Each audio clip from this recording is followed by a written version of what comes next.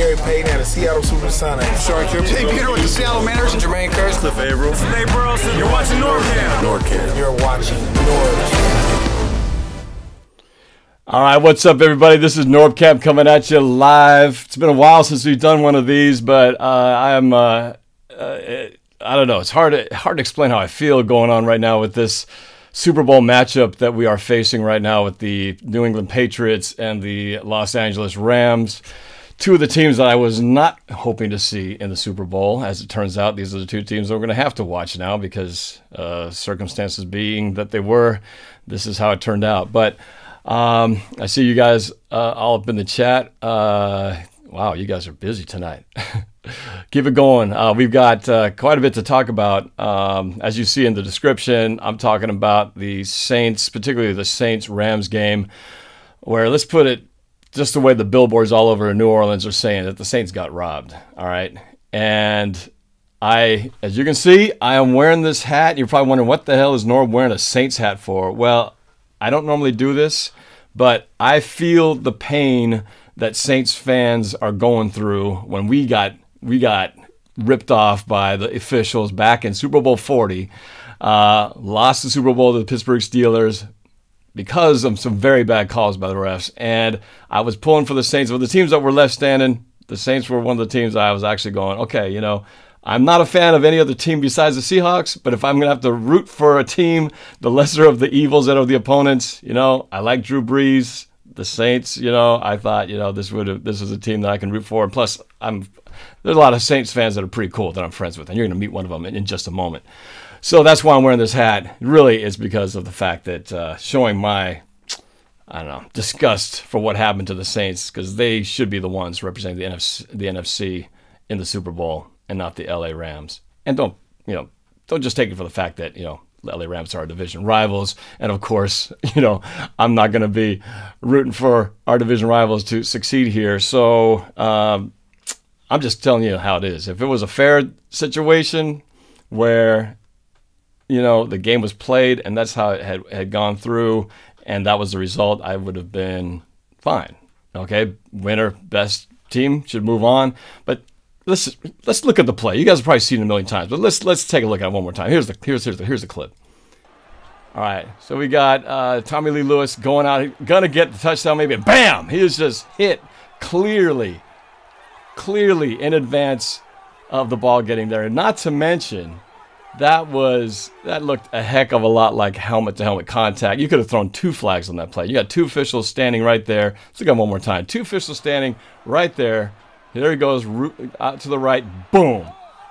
I mean, they're just standing right there. I don't know how they missed that. I don't know how they missed that call. But, you know, and then the result of it was they don't get the first down. They got to kick the field goal there, leaving all this time on the clock. And then you know the rest of the story. The Rams go down the field, kick the 57-yard field goal. I will give enough credit to the Rams to say that, look, they didn't just automatically suddenly get into field goal range. They had to drive down the field to get there. I give them that. But you give them the first down on the penalty at the 5-yard line. Rams have to burn their timeouts. They take a knee 3 times. You kick a pretty much impossible to miss field goal. They're up by 3 with seconds remaining. Now you're hard pressed to see the LA Rams go down the field and get a game time field goal at that point. So anyway, that's the story. Everyone's been talking about it. But I'm going to stop here, and instead of hearing it from me, a Seahawks fan who feels the pain of Saints fans, I thought, what better way to really see what it felt like but to hear it from an actual Saints fan, a diehard Saints fan who is not just a fan, but a guy who is all in. He does the outfit. He's got his handle. I know him personally, and he bleeds black and. What is your color? Guy says gold, black and gold, right? So let me introduce to you a very a good friend here who I've gotten to know over the last couple of years from New Orleans. Let me introduce to you Ben Collier, also known as Cyborg Saint. Ben, welcome to the NorbCam show. How you doing tonight? Uh-oh. Ben, are you there? Ben? Yeah. There you go. Okay, sorry, I got to hang up. We're talking technical difficulties sometimes happen. There you are. So Ben, you're live here. Thanks for joining me here on NorbCam. I haven't. Are you watching the chat as it's blowing through here? Are you able to see some of these comments that people have? Yeah. I'm kind of picking through them, and a lot of the stuff I've been hearing the last couple of days. The Saints, they still had chances to do it. It's like I understand that, I hear that, but the fact of the matter is, it's like if there's a blatant penalty and 80,000 people see it with their own eyes. Whoop, lost you for a sec. Oh, Ben, you still there? Sorry, I got a bad connection going on here. Oh, there you are. Sorry, Ben, I lost you. You got cut off. Okay. So I'm not sure which is worse, this internet connection or the officiating from that NFC Championship game. But let me back up for a spell here before we get too much into the play. First, let's back up to Ben, just so people who don't know you. Now, I got you down here on the screen. You can see Ben Collier. He's also known as Cyborg Saint. And I'll show you a quick picture of him here in his outfit. This is him in his attire. It's a pretty cool getup, and this guy can dance. He does rap videos. You got to check out his YouTube channel. As you see here, just look up Cyborg Saint on YouTube, and you can look him up. But tell everybody out there a little bit. How long have you been a Saints fan, and how did you become Cyborg Saint? Just give a little background about how you came to be this super Saints fan. I mean, just like everybody else in New Orleans, I've been a fan since I was a kid. We weren't very good, but it's still, that's what you did on Sundays. You watch the Saints, everybody came together. You're watching football, and it's born into us and it's bred into us, and it's like that's what you do on Sundays. And how I started the costume and everything.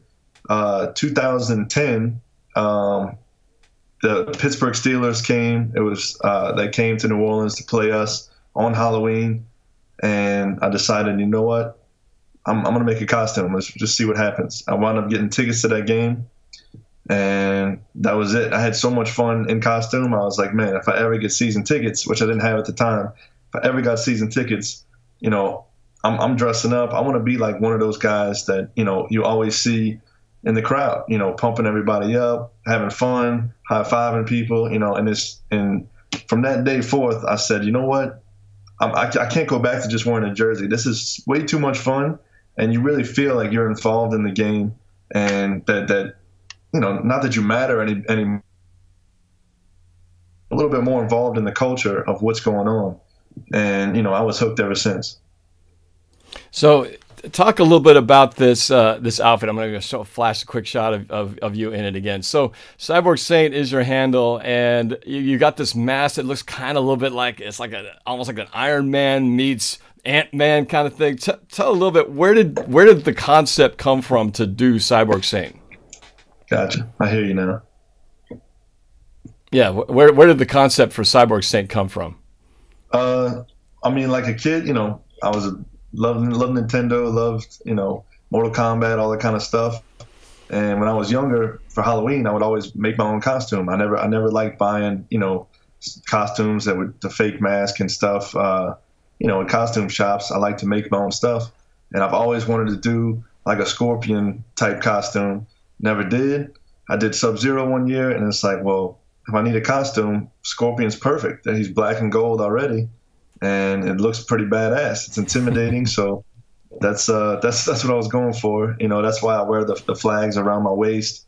I found the mask, which is actually a Scorpion mask. This guy in Taiwan makes them, and I've got three or four of them now. Like that black and gold one right there. That's my old one, and then you see the one right there. That's the one that I wear now.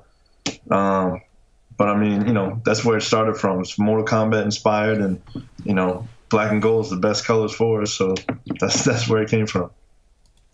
Yeah, that's pretty cool. Now, your outfit is pretty cool to look at, but you got some moves behind when you got that mask on. I see some videos of you doing some pretty good dance moves there. So you've been a dancer your whole life. Where do those come from?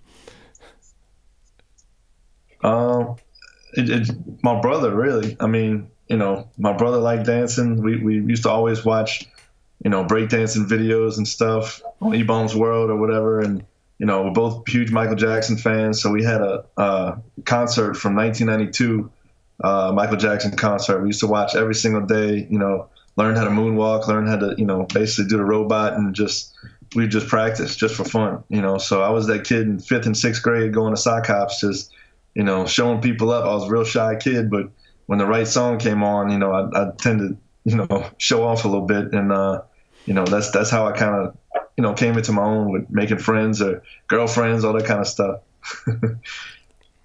Yeah, that's pretty cool. So let's talk a little bit. I'm working closer and closer to the actual moment of the game, but so let's talk a little bit about. I know you guys have a big tailgate thing down there. What's game day like for you and your crew?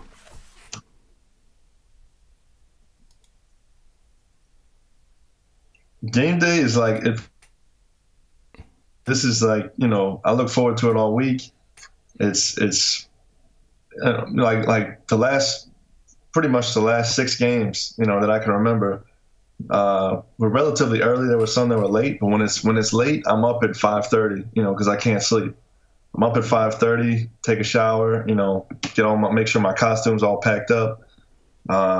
I usually do like a buffalo chicken dip. It's like a religious experience. Like we do the same thing every Sunday, and I go there, help Sparky set up the tailgate, and I mean it's just, I don't know, it's one of my favorite pastimes to do, and I feel like it's just different here. Like I've gone to North Carolina, I've gone to Tampa Bay, I've gone to Atlanta for tailgates. I've been in New York, San Diego. Like everybody does their own thing. But here, it's just different. I mean, it's hard to describe. But like I told you earlier, I'm looking forward to coming to Seattle next season. So we're gonna see how y'all do it over there. Well, I've been to your guys' tailgate, and I've eaten some of the food from down there. And we'll try to do our best to give you something good. But man, you guys raised the bar pretty high. I was there. Was it 2 years ago? Was it 2 years? Yeah, 2 seasons ago, I think, when we went down there, and I got to hang out with you guys. A game that we almost won. We were this close from Jermaine Kearse catching the ball in the end zone and getting a game-winning touchdown. Didn't quite pull it off. But that was a fun time, though, getting to go to the Superdome and hanging out in New Orleans for the first time and getting to know all you guys and see you guys in action. So it was a great time being down in New Orleans. So I hope to go back again. That was my first and only time to go down there, but got to experience a little taste of New Orleans. We'd love to go down there during Mardi Gras, and that would be something else. But it's a fun town for sure. So look forward to you coming up here and showing you a little bit of what Seattle looks like, especially on game day coming too. Up. It's coming up. Oh, this next season. Us. Yep, next season you'll be up this way, and we'll face the Saints. It's a long time since we played the Saints at home. It's been, I can't remember the last time we played the Saints. Oh, and actually, I remember now. It was the divisional round before Super Bowl. Before I know we beat you guys before Super Bowl 40 on our way to Super Bowl 48, and I think you guys came out again on another time. But anyway, that's a discussion for another time. But let's get to that let's get to that play itself now. So tell me, at that point in the game, what was the energy like? I'm sure you guys were nervous because you guys were in a situation where the game wasn't in hand yet, but you were down, moving down the field. What was the feeling at that point before that infamous no call happened? What was the vibe in the stadium, and especially from where you were? Well, I'll take you back. I think it was 3 plays before that. Yeah, so that play happened on 3rd down, and when we got the 1st down, it was a 42-yard pass to Ted Ginn Jr. And when that happened, it was like, this is it. Like that's the play that we needed to, right there. I felt, oh my God, we're about to win it. We're about to go to the Super Bowl, and this is it, And then 1st down, which a lot of people don't realize. Hayden came out and said the 1st down play was supposed to be a run. Drew Brees changed it at the line, and it was a pass. And that was that pass to Michael Thomas that went straight at his feet. I don't know what happened, if he saw something and got nervous and hurried up and threw it at his feet so nobody could get it or what. But, I mean, that first play was designed to be a run at first. He changed it at the line. If Thomas catches that, all of a sudden it's a 5-6 yard gain on first down. Now it doesn't happen, but first play we're like, okay, why are we throwing the ball? But whatever, we still got at least 2 more downs. So we weren't panicking yet. We were like, okay, well let's get that out of there.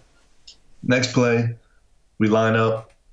Everybody's confused. Taysom Hill's not in the right spot. Breeze is trying to put him in the right spot on the right side, and wound up calling timeout. I mean, you could see Alvin Kamara throws his hands up. He's pissed.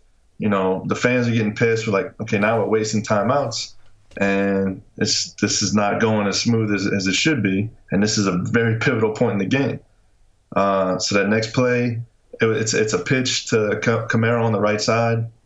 I don't know if it was a loss or he got just back to the line of scrimmage, but did no good. So, Rams call a timeout, stop the clock. Then the next play, it's like, okay, third down. Let's calm down. Let's let it happen. Let's see what goes on. And, they say hut. You see Tommy Lee Lewis escaping out the outside. He looks there. And you see whatever the defender's name was, he's got Nickel Roby Coleman. Yeah. Right. You see him sprinting across the field like, oh crap, I'm out of position. And as soon as he jumps, I mean, I was sitting on the 15-yard line in the opposite end zone on the Saints sideline, 75 yards away, and I could see that was pass interference. And I mean, he took off. The ball was still 5-6 feet away, and he's already making contact without looking back at the ball. And it's like, everybody's cheering, everybody's pumped up. We're like, yes, this dude just made the biggest mistake of his life, and he's going to give us a trip to the Super Bowl. And, a few seconds go by, you start hearing like, where's the flag? Like, people start putting their hands up, you start hearing boos, and then it's like, oh my God, everybody's heart sank, and it's like, this can't happen. Somebody needs to throw a flag, whether it's late or not, or a booth review, whatever it's got to be, but they're going to screw us, And then after that, it was like, it's like getting hit in the face and not knowing where it came from. Right. And, it's the clock is ticking, the play clock's ticking, and you see the field goal unit run out there, and it's like, hold on. It's like, no how'd y'all miss this? Like, what are y'all doing? And let's take another look. Yeah, let's take another look. Let's take another look at that clip. Let's take another look at that clip. Here he goes. Runs her out to the outside, down the sideline. Boom! And again, I think that could be very well an egregious penalty too. Yeah. You can see when he gets up, it looks like, he got caught with his hand in a cookie jar like a little kid, and he's kind of looking around at the refs like this, seeing like, okay, is there